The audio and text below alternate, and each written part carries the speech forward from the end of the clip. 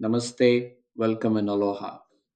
Welcome to the verse titled Homage before recitation of the epic, preparing the mind for sacred knowledge. In the previous verse, we learnt about the singular lamp of self realization, the concentrated essence of all Vedic truth revealed by Shukadeva out of compassion. Now, before beginning the actual recitation of the Bhagavatam, this verse prescribes a preparatory practice.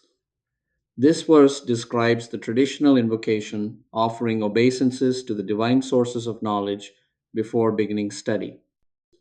This is a teaching about preparing the mind and heart to receive sacred knowledge. Let us explore this profound verse. First, the verse in its original Sanskrit.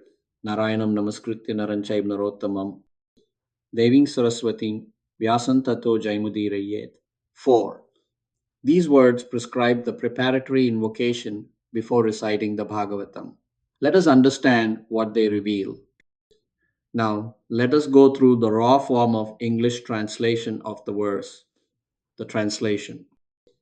Having first offered respectful obeisances to Lord Narayana, to Nara the best of men, and to the goddess Saraswati, the source of learning, one should also bow down to Vyasadeva, the compiler.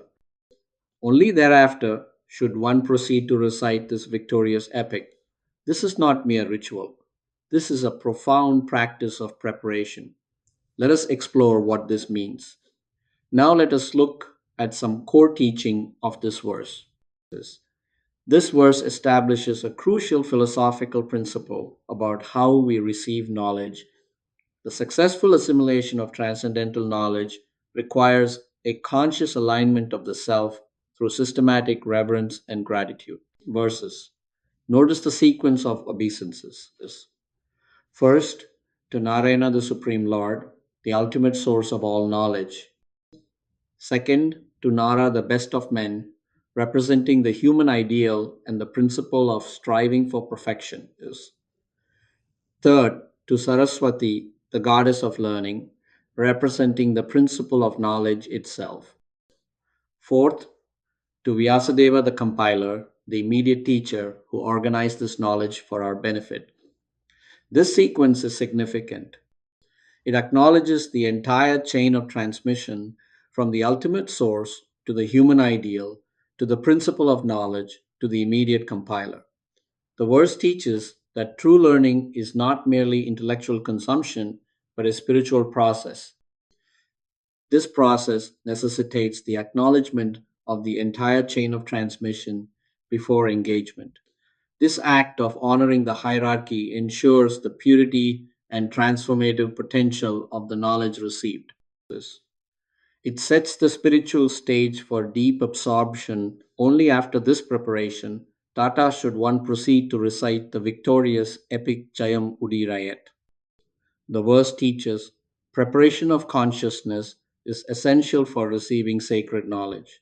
Acknowledge the source, honor the transmission, then proceed. Now let us look at some modern scientific parallels. This ancient practice has profound parallels in modern psychology and neuroscience.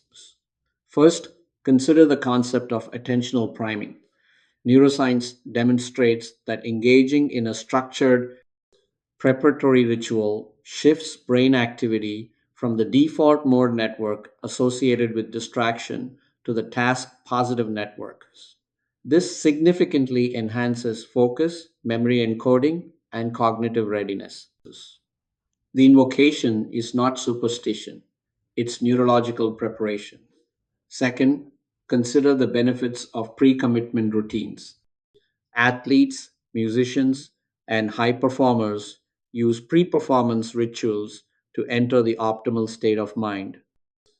This verse prescribes the same principle for learning a preparatory routine that signals to the brain. Now we are entering sacred space. Now we are ready to receive.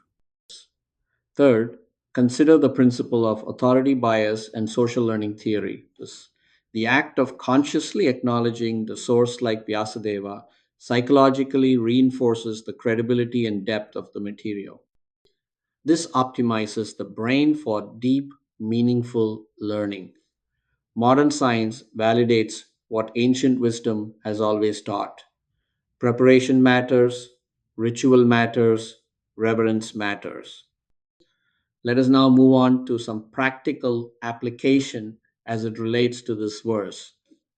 How do we apply this teaching in our daily lives? First, before engaging in any significant intellectual, creative, or spiritual endeavor, establish a short, intentional preparatory routine.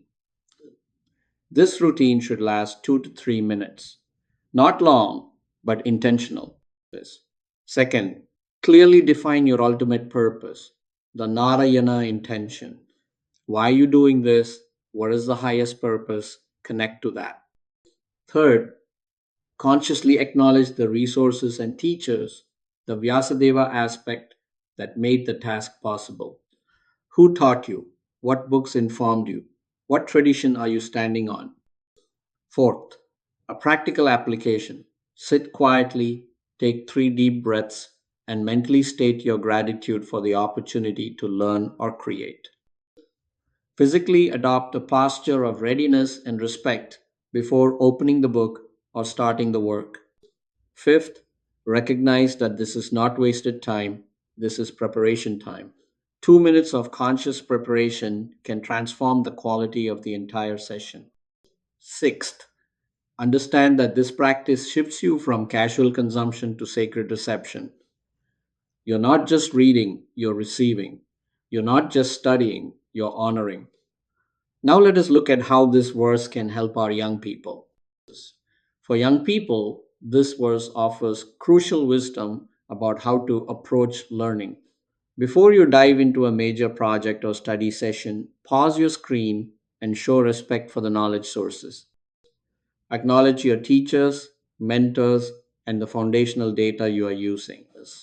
This practice of acknowledging the lineage, like citing sources or thanking a coach, ensures humility.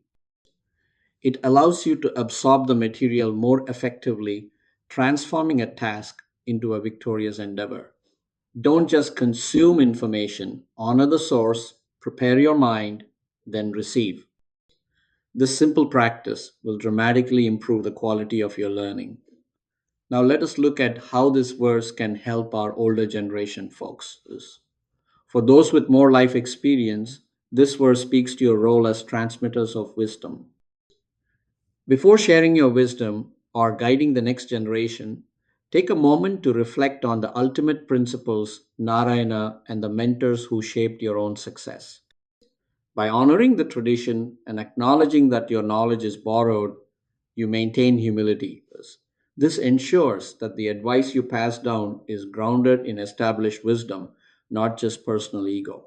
You are not the source, you are the transmitter. Honor the source. This humility makes your teaching more powerful and more credible. You stand on the shoulders of giants, acknowledge them. In conclusion, we can say this verse of the Srimad Bhagavatam teaches us about the importance of preparation before receiving sacred knowledge. Offer obeisances to Narayana, to Nara, to Saraswati, to Vyasadeva. Acknowledge the entire chain of transmission. This conscious alignment through systematic reverence and gratitude prepares the mind and heart to receive. Establish a preparatory routine, define your purpose, acknowledge your sources, then proceed. This simple practice transforms casual consumption into sacred reception. Thank you for exploring this verse with me. Thank you, Namaste, and Mahalo for joining me in this exploration of this verse.